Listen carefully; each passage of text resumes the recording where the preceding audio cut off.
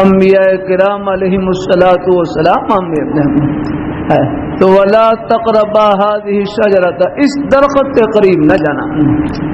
تو میں نے رکھیا شیطان نے جھوٹی قسمیں اٹھا کر یاد رکھا، جھوٹی قسمیں اٹھائی کہ آپ جنت میں ہمیشہ رہنا چاہتے ہو تو اس درخت کا پھل کھا لو. حضرت آدم علیہ السلام اللہ تعالیٰ کے نیک برگزیدہ پیغمبر کبھی جھوٹ سنا نہیں تھا کہ اللہ تعالیٰ کا نام لے کر اللہ تعالیٰ کی قسم اٹھا کر بھی کوئی جھوٹ بول سکتا ہے. اس کی باتوں میں آ گئے اور پھل کھا لیا. یہ بھول کر کھائے اور بھول کر جو کام ہو وہ کوئی گناہ نہیں ہوتا ہے یادنا. جیسے روزے میں بھول کر کھانا کھا لیں پانی پی لیں یاد رکھنا کوئی گناہ ہے، کوئی گناہ نہیں یاد رکھنا. جان بول کر نہ کھا یاد رکھنا، ہاں بھول کر کوئی کام ہو جائے تو کوئی گناہ نہیں یاد رکھنا. اللہ تعالیٰ اپنی مہربانی فرمائے.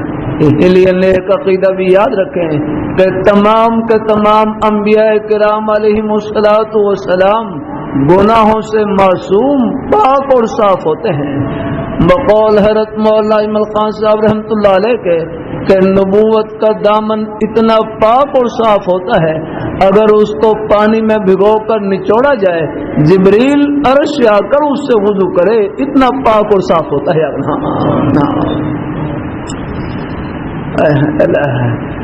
کیا کروں. ہاں یہ طلباء کی خدمت میں رکھ کر رہا تھا اللہ تعالیٰ کی توفیق سے حدیث شریف کے سبق میں کہ ہر نبی کا عمل خوبصورت ہوتا ہے، ہر نبی کا عمل خوبصورت ہوتا ہے.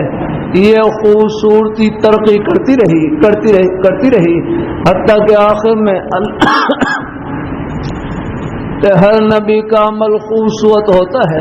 یہ خوبصورتی ترقی کرتی رہی حتیٰ کہ آخر میں اللہ پاک کے پیارے حبیب صلی اللہ علیہ وآلہ وسلم آپ دنیا میں جلوہ افروز ہوئے. ہر عمل کی خوبصورتی اپنے انتہا کو پہنچ گئی. جب ہر عمل کی خوبصورتی اپنے انتہا کو پہنچ گئی تو اس پر ختم نبوت کی مہر لگا دی گئی. اس جیسا پیارا عمل نہ پہلے آیا ہے نہ قیامت کی صبح تک آئے گا.